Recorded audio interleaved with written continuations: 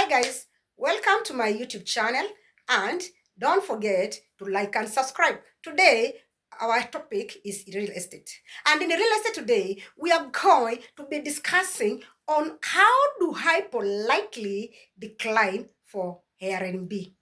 As a guest, do you know that any particular kind of a house can decline for Airbnb?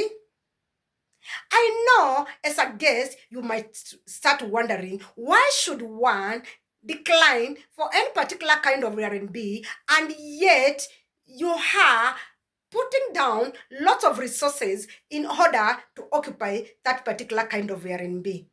You don't have to worry because we have you covered. Now, as a guest, you have to understand that at any particular kind of a time that you begin to request for special kind of requests that go beyond what that particular kind of a host can offer, such as checking out, additional parking, having additional people in the Airbnb. Remember that as long as that particular kind of a host cannot accommodate, he or she has every reason to decline for that Airbnb. Again, as a host, you have to understand that as much as you'd love to decline for any particular kind of Airbnb, it should be done in the most polite way possible. So, as a host, which is the best way to go about declining for Airbnb? You could suggest a different kind of a rental or rental location within your town. You see, by so doing, I'm assuming that particular kind of a guest, having been a diasporan, for example, kind of a client, who is not very much conversant with that kind of environment, by suggesting within the same kind of area for an alternative, you could assist because at least it's within the same kind of a location. But again, which are the best words to use when you are declining for that particular kind of a Airbnb? You could say something like this as a host. My rental is not available this week, but checking in the next neighborhood.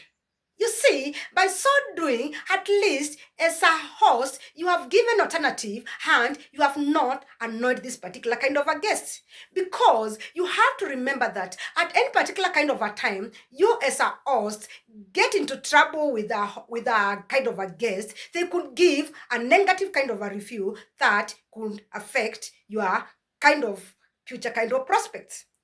And in that case, you would not love to go that particular kind of a direction, because any kind of a guest giving a negative kind of a review, do you know that it can cause a decline in any of your R&B kind of a business?